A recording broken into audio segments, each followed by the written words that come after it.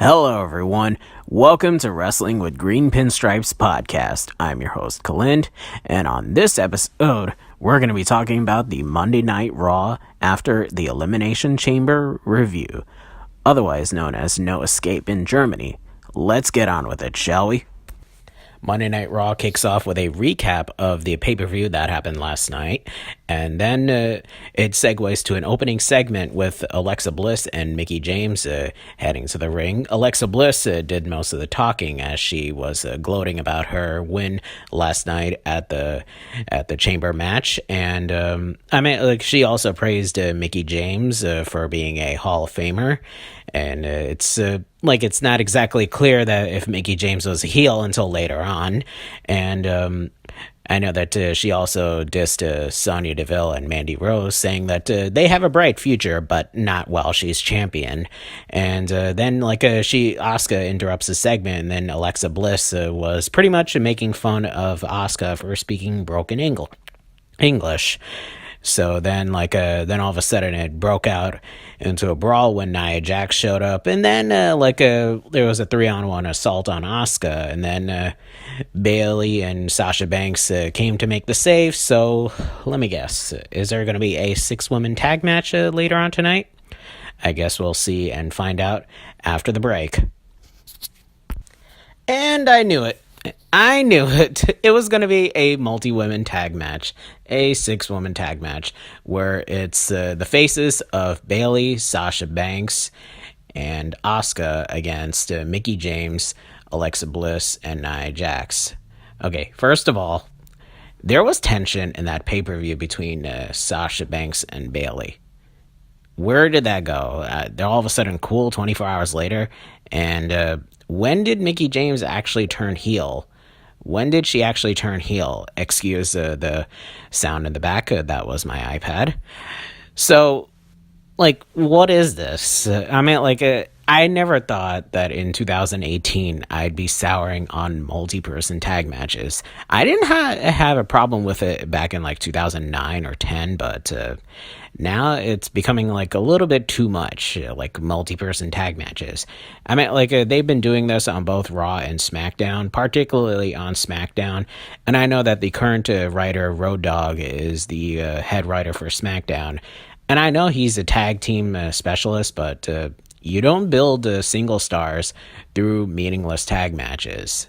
That's all I have to say. You don't build single stars through meaningless tag team matches. So I don't know what the end game to it, but we'll find out after the commercial break, or once we come back from the commercial break. Back from the commercial break, the match continues, and one thing that was noticeable from that match was Bayley bailing on her Sasha Banks during a tag. Yes, that's a bit of a tongue twister, Bayley bailing on her. So yeah, that was a bit interesting to say the least, and but nonetheless, Asuka made Mickie tap out, and therefore the face tag team won the match. I didn't really care for this match, but here's why I don't buy a Bayley heel turn. Here's why. Because if she does turn heel, the fans are actually going to be cheering her. And because she's going to be complaining about how underutilized she is, and that will garner fan sympathy. So this is why I cannot buy a Bayley heel turn. A Sasha Banks heel turn, I can definitely buy because she was bad before, learned how to be good, and therefore regressing to her evil self. I can definitely buy that. Bayley was good by default. Her character is basically a good guy by default. So that's that. And before the commercial break, Michael Cole teased that John Cena has no plan for the road to WrestleMania, but we will find out later tonight. After the commercial break, John Cena comes out to address the crowd at Monday Night Raw in Anaheim, and he claims that he has failed, And he talks about losing the Royal Rumble and the Elimination Chamber. And John Cena teased a match with The Undertaker, which caused the Anaheim crowd to go unglued. And then he said it's not happening because he's not the matchmaker. So therefore, because he is a free agent, he's going to take his talents to SmackDown Live tomorrow night. So that is that. And I guess we'll see what goes on when Cena moves to the blue brand going forward. After the commercial break was a filler match between Bray Wyatt and Heath Slater.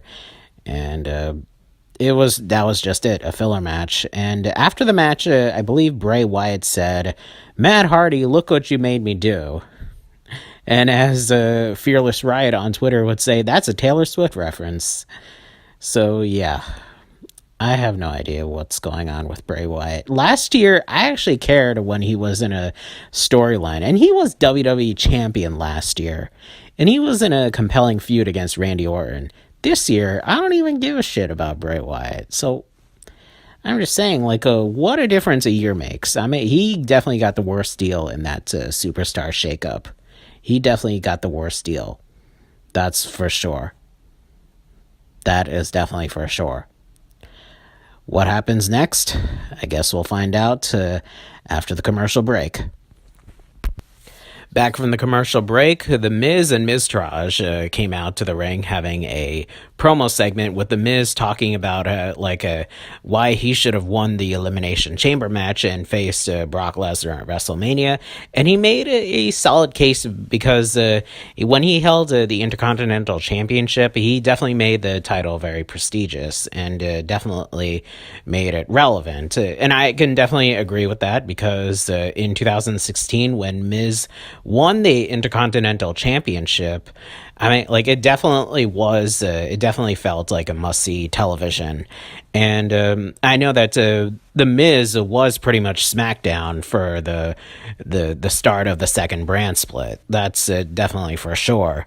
And The Miz was the reason why I wanted the brand split back 2 years ago. But what I wanted was the Intercontinental or the United States champion revolving around one or the two brands. I wanted the U.S. title be the focus of Raw and the Intercontinental title be the focus of SmackDown, while the world title, the women's title, and the tag titles would be floating between both brands. Unfortunately, WWE didn't think this through, and they dried up the mid-card.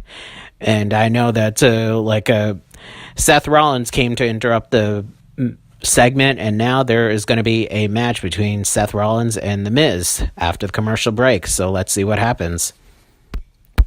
The Miz versus Seth Rollins was a non-title match, and I thought it was a pretty decent match. I could tell that the crowd was definitely very into it, and it definitely got more interesting at the end. And I could tell that there is going to be a program between The Miz and Seth Rollins, possibly for the Intercontinental title at WrestleMania, but it could change hands before Mania because Miz's wife, Maurice, is expecting a baby around that weekend. So don't be surprised if Miz drops the Intercontinental title before Mania, and then there's another match for the Intercontinental title between Finn Balor and Seth Rollins. And speaking of Balor came out after the match between Rollins and Miz, having his entrance. So let's see what happens after the commercial break.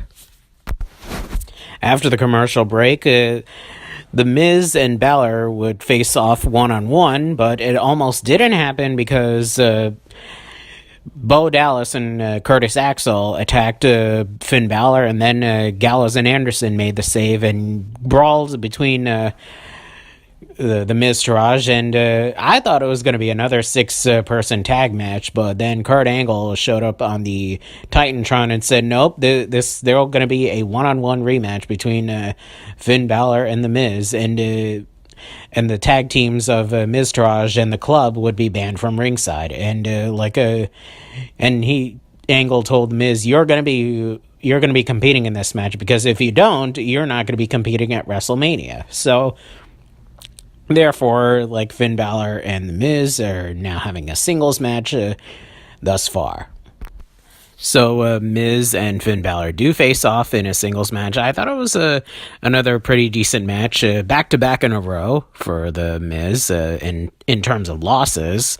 So I mean, are continuing some sort of pattern because the week before there was a gauntlet match, which actually lasted for the entire 2 hours of Monday Night Raw. But only this time this is not a gauntlet match. It's just Miz having back-to-back matches, one against Seth Rollins, the other against Finn Balor, and both were losses. But it was a pretty decent match for the most part. And I know that after the match, then Michael Cole talked about a segment that took place at the Elimination Chamber last night with Ronda Rousey, Kurt Angle, Stephanie, and Triple H. And as he mentioned, that Stephanie on Raw Talk last night said that all four of them will meet in the ring later tonight to clear the air. So let's see what happens. After the commercial break, Roman Reigns came out for a promo, and it was advertised earlier tonight that Roman Reigns and Brock Lesnar would meet face-to-face because they are going to be facing each other for the Universal Championship. And then Roman Reigns came out and told what happened, that Brock Lesnar is not at Raw tonight, and he pretty much cut a pseudo shoot promo saying that he's fed up of Brock Lesnar being a part-time champion while he has to bust his butt off 300 days a year. And I know that got a lot of cheers because I'm sure a lot of the fans are fed up of Brock Lesnar being a part-time champion, including me, because I am also fed up of Brock Lesnar's reign as Universal Championship. It's getting stale, and there is no reason for him to be champion at this point. So that's that. So yeah, I can't believe I'm saying this, but I want to see Roman Reigns become the new Universal Champion at WrestleMania. That's all I gotta say. I can't wait to see that happen. Yes, I'm not a fan of Roman Reigns, but you gotta take what you can. And after that segment, Sheamus and Cesaro came out, and it was announced that they will be defending their tag team titles in a 2 out of 3 falls match against Titus Worldwide. So it's kind of like a rematch from last night, but instead it's going to be 2 out of 3 falls. So let's see what happens. Overall, it was just an okay match. The first fall was a quick pinfall where Sheamus pinned Titus O'Neil, and the second one was a bit more competitive, but at the end of the day, the Bar retains the Raw Tag Team Championships. After the match, Charlie Caruso, the Raw backstage interviewer, showed up in the ring to interview the Bar, and they said they pretty much dominated almost everyone in the Raw Tag Team division, so they were saying, who's next? That was pretty much it. And my guess is it's probably going to be the Revival. That's my guess, but they're both heels right now, so it's really hard to say what's going on.